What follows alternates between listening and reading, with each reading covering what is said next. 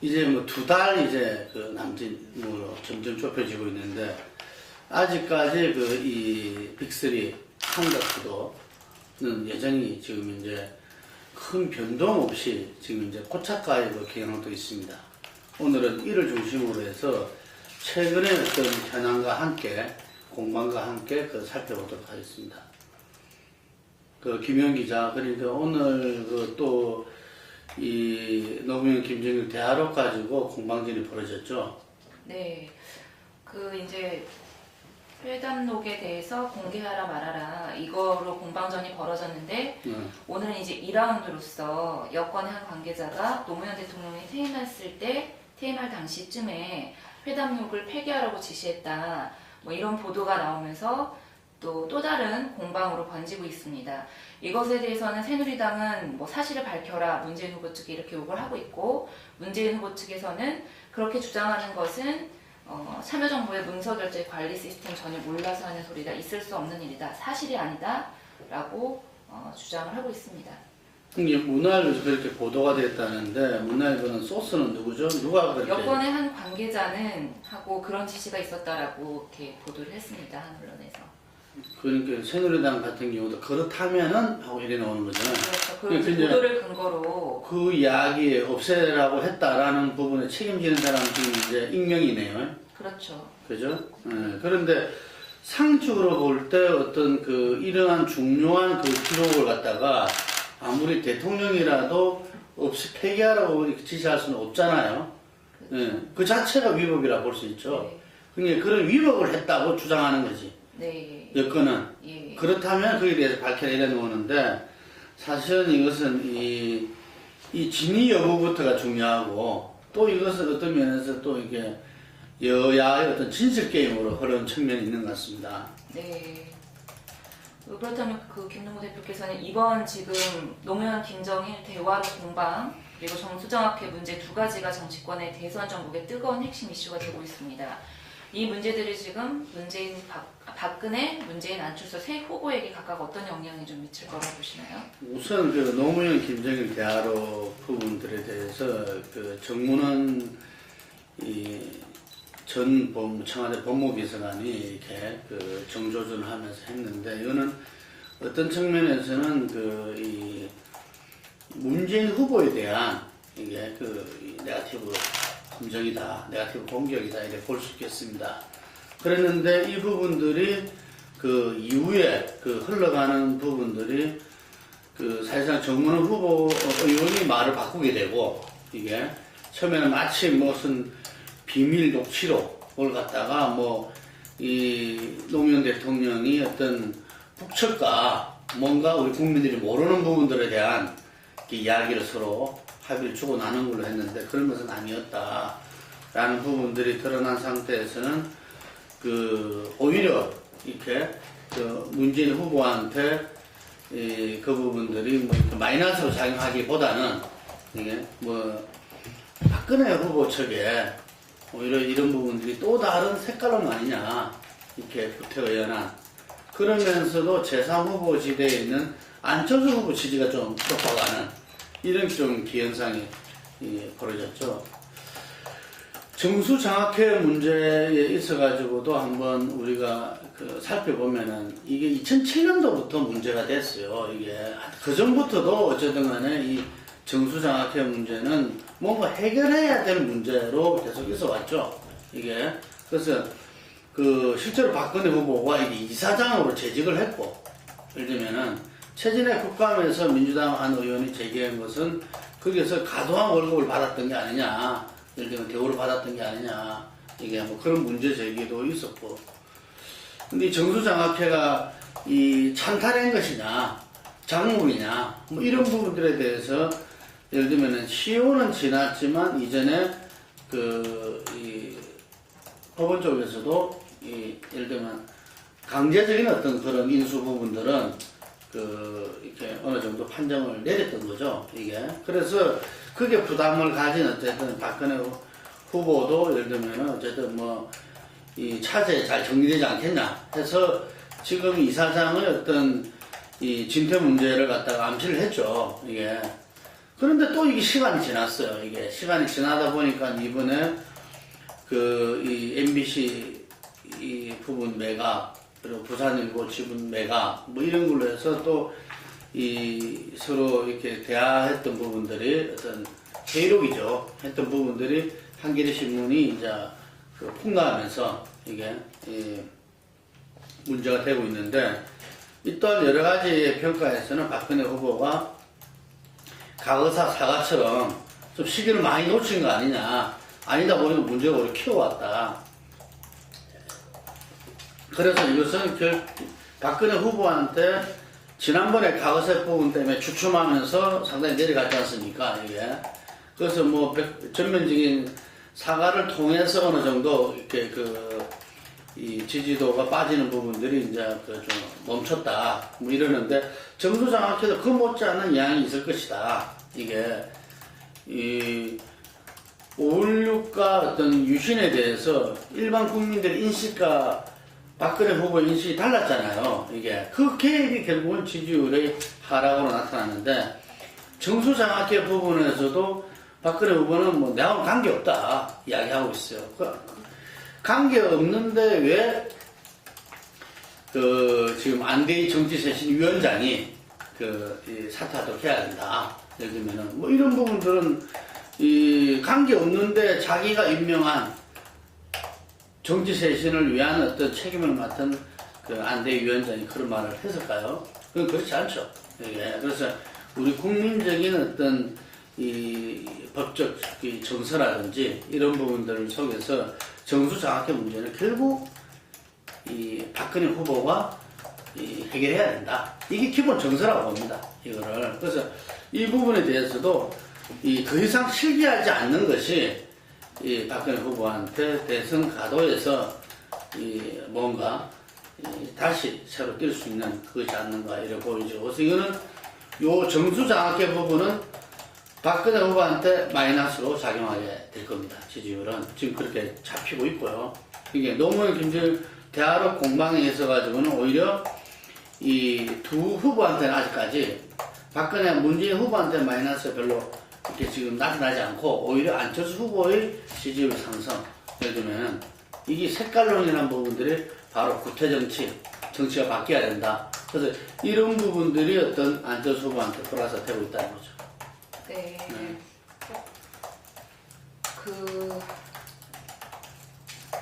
지금 최근에 여론조사가 이제 여러 여론조사가 많이 나오고 있는데 각 여론조사마다 지금 다 결과가 제각각입니다. 하지만 추세는 보통 보면은 뭐 큰 변화는 보이지 않는 것 같다라는 분석이 있는데 최근에 새 후보의 지지율 흐름을 좀 어떻게 분석하고 계시나요? 지금 뭐 어떤 부분에서 고착되어 있다 이러는데 저는 그렇게 생각 안 합니다. 제가 봤을 때는 뭐냐면 박근혜 후보가 떨어졌어요. 떨어져서 지금 35%선을 위협받고 있다. 이게 뭐 콘크리트 치즈라 했잖아요. 35%가 다자구도에서. 근데 이 35% 지금 위협받고 있다고 봐요. 이게 실제로 35%가 떨어져 버리면은 이해창 후보가 97년도와 2002년도에도 40% 이상을 가진 대세론이었거든요. 이게 하루아침에 10%대로 떨어지기도 했었어요. 97년도에. 이게. 예. 그래서 이 박근혜 후보가 콘크리트 투표 35%의 어떤 고정 지지층이라지만 이 부분이 지금 위협받고 있다. 이게 저는 최근에 어떤 여론 동향을 보고, 안철수 후보가 상당히 추석 전에 어떤 이 네거티브 검증에서 다운 계약서나 논문이나 뭐 이런 부분들이 있으면서 상당히 추석 이후에 좀 이렇게 떨어지는 이런 부분들이 있다가, 예를 들면 박근혜 후보, 문재인 후보에서 정당을 기본한 기존 정치 세력을 어떤 기본으로 한 어떤 예를 들면은 정당 후보다운, 집권 여당 후보, 제1야당 후보다운 모습을 못 보여줬거든요. 그러다 보니까 상대적으로 어떤 무당파라든지 지지정당 없다 이런 부분들에서 상당히 올라갔어요. 이게. 그래서 지금 이제 30%대를 넘어섰습니다. 이게 어떤 조사에서는 31%, 뭐 30몇 프로 뭐 이렇게 나오는데 저는 이게 굉장히 유의미하게 봐야 된다. 이게 이 35%를 박근혜 후보 위협받는다면은 안철수 후보는 30%를 넘었었다. 자, 그러면 문재인 후보는 그러면 떨어졌나? 이전 같으면 50%에서 시소 게임이었거든요. 그래서 안철수 후보가 31%가 되면은, 예를 들면은 문재인 후보는 19%가 돼야 됩니다. 그래서 20%대 밑으로 떨어져야 돼요. 그렇지 않아요. 20%대에서 22, 3으로서 유지하고 있어요. 이게. 떨어지지 않은 거죠. 한번 이렇게 쭉 올라서, 지금 문재인 후보가 다자구도에서 최고로 올랐을 때가, 딴 조사는 25% 넘은 데도 있지만 한 24% 정도였거든요. 23%, 4%에서 지금 이제 되고 있다. 그래서 안철수와 문재인 후보 두 분의 어떤 지지율, 다자구도에서 합이 50%를 넘었었다는 이야기입니다. 이게. 어떤 조사에서는 53%, 54%까지 나타나요. 이게. 거기다가, 진보정당의 어떤 표까지 합하면 거의 55%선까지 가고 있어요. 네. 그래서 최근에 어떤 여론조사의 경향은 정체처럼 고차가처럼 보이지만 실제로 그 안에서는 박근혜 후보가 다자구도에서 이렇게 40%선이 아니라 지금 35%선을 위협받고 있는 거고, 그 다음에 안철수 후보가 30%를 넘었었다는 게 상당히 의미가 있고, 문재인 후보도 여전히 20대 중반을 이렇게 치고하고 있다. 이렇게 볼 수가 있겠습니다. 네. 문재인 안철수 후보 간의 후보 단일화 문제를 놓고서 지금 팽팽한 네. 싸움이 좀 벌어지고 있는데, 네. 앞으로 좀 후보 단일화 논의가 어떤 방향으로 논의가 전개돼야 한다고 보시나요? 지금 17일이잖아요. 아까 우리가 D-63일 정도 된다고 그랬는데, 11월 10일 날 안철수 후보 쪽에서 방법이라든지 날짜는 딱 그 날짜 아니더라도 어쨌든 간에 종합적인 정책을 내놓기로 했어요. 국정 비전과 실제로 실행 프로그램들. 이제는 더 이상 물러설 수 없는 거죠. 안철수 생각에서 어떤 계략적인 걸 이야기하고, 지난 10월 7일 날 비전과 정책 어떤 이 프로그램 속에서 기본적인 어떤 거는 구체적으로 내놓고 어떤 거는 개론만 이야기하고 이런 거지만, 이제 11월 10일 정도에는 정말 국정 운영에 대한 이 마스터 플랜을 이제 내놓게 되는 거죠. 이게. 그런데 흥미로운 건 뭐냐면은 안철수 후보가 정치 시작한 지 얼마 안 되고, 그 다음에 출마 선언한 게 불과 지난 19일이지 않습니까? 9월 19일 날. 예. 그랬지만, 그래서 준비 안 됐다. 그걸 마스터 플랜 준비 못 했다는 건 이해할 수도 있어요. 예를 들면은. 그런 부분에서 가장 지금 현재 압력을 받고 있기도 하고요. 그런데 박근혜 후보는 일찌감치 이 대통령 선거를 2007년 이후에 본격적으로 하나하나씩 준비를 했던 거고, 또 막강한 집권 여당의 모든 브레인과 자원이 집중되는 집권 여당의 선출된 후보 아닙니까? 그런데 박근혜 후보도 지금 마스터 플랜 안 내놓고 있어요. 이게. 국민들한테 상당히 불행한 일이다. 그리고 문재인 후보도 지금 이제 아직까지 마스터 플랜 안 내놓고 있어요. 예. 그래서 저는 이런 부분들이 양정당, 거대정당, 우리나라 양당의 집권 여당과 제1야당의 후보들이 마스터 플랜을 못 내는 것은 어떤 면에서 상당히 직무유기다. 이게. 그걸 내놓으면서 저는 문재인 후보가 정당 후보론 무소속 후보가 아니고 정당 후보를 이걸 갖다 단일화할 게 아니고, 지금 당당하게 제1야당 후보, 정권 교체의 어떤 수권 정당 후보로서 저는 이래서는 안 되고 이렇게 가야 된다는 어떤 이 정권 교체가 돼야 될 필연성을 이야기해 줄 수 있는 마스터 플랜을 내놔야 되고, 박근혜 후보 마찬가지로 우리나라가 지금 한 단계 더 나아가기 위해서는 다시 한 번 더 속에서 어떤 이 진일보된 어떤 이 보수 세력의 어떤 마스터 플랜을 내놔야 되는 거죠. 이게 이 11월 10일경에 안철수 후보가 내놓는다니까 전부 다 혹시 안철수 후보가 뺏길까봐 안 내놨는지 어쩐지 잘 모르겠는데 11월 초에 내놓으면 이 사람들은 그 말도 없어요. 지금 현재 언제 내놓겠다 이게. 그래서 저는 이 국민들한테 이런 마스터 플랜, 국가 발전 전략을 가지고서 서로 이 경쟁을 해야 된다. 이게 국민들 민심을 얻으려고 노력해야 된다. 그리고 그래야 각계각층의 국민들이 제각각이 판단할 수밖에 없는 거거든요. 이게 그게 여기 모여서 정말 총합적으로 어느 후보가 이 국정을 운영을 해나가는 대통령감으로 적절한지가 전 국민들이 판단할 수 있도록 해줘야 된다. 그런 측면에서 지금 단일화는 부차적입니다. 이게 정권 교체야말로 어떤 이 최고의 어떤 선이고, 그리고 그걸 위해서는 후보 단일화가 필연적이기 때문에 모든 부분에서 후보 단일화가 최우선이다. 그건 아니란 이야기죠. 예를 들면은 후보 단일화는 그리고 정권 교체는 정치가 변해야 된다. 기존 정치를 갖다가 없고 정말 국민이 원하는 새로운 정치로서 우리가 이 정치라는 게 뭐냐면 국가 발전에서 보면은 전반적인 기획을 하는 그 코디네이팅을 하는 게 정치거든요. 이게 정치가 변해야 된다는 것은 사회, 경제, 문화 전반을 포함하는 개념입니다. 정치가 변해야 된다는 게 국회, 여의도만 변해야 된다는 이야기가 아닌 거죠.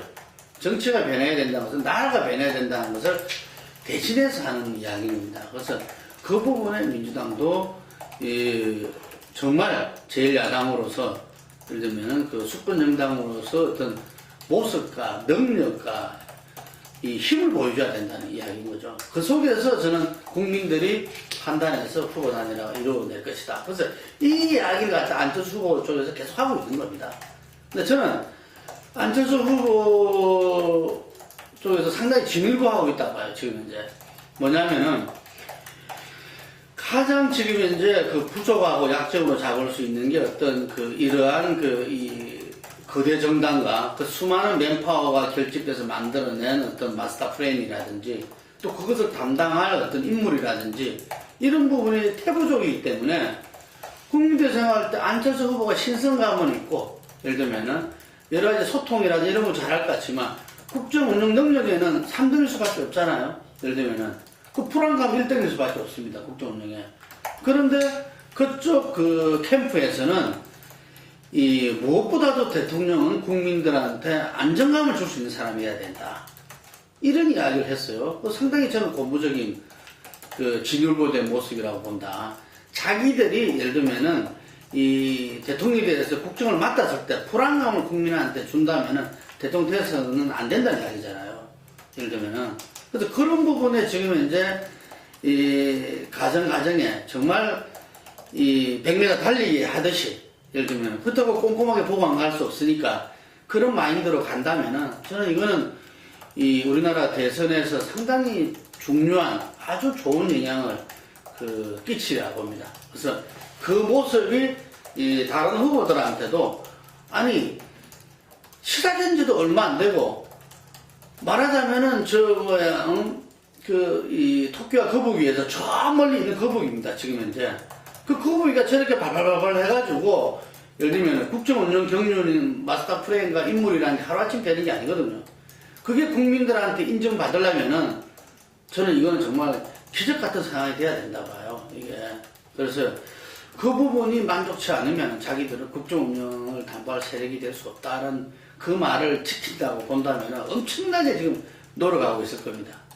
이게 그래서 그 부분이 이 다른 후보한테도 좋은 어떤 이 영향을 줘가지고 저는 이번 대선에서 우리 국민들이 정말 이 과정을 통해서 우리나라의 현안에 대한 정확한 진단과 해법을 찾고 그 속에서 해나간다면 저는 국민 통합은 그 과정에서 이루어진다고 봅니다. 이게 그래서 오늘 제가 굉장히 안철수 후보 쪽을 두둔하는 이야기를 했는데 그 안철수 후보가 정말 우리가 이렇게 1, 2등이 싸우더라도 예를 들면은 밑에 있는 친구가 열심히 뛰는 모습을 보면은 서로 격려도 되고 힘도 되고 긴장도 됩니다. 저는 그런 측면에서 정말 올바른 방향을 그 방향으로 만약에 정말 하고 있다면은 잡았다. 그래서 이 파이팅을 외쳐주고 싶습니다. 네, 오늘은 여기까지 김능구의 대선 진단 마치도록 하겠습니다. 네, 수고하셨습니다.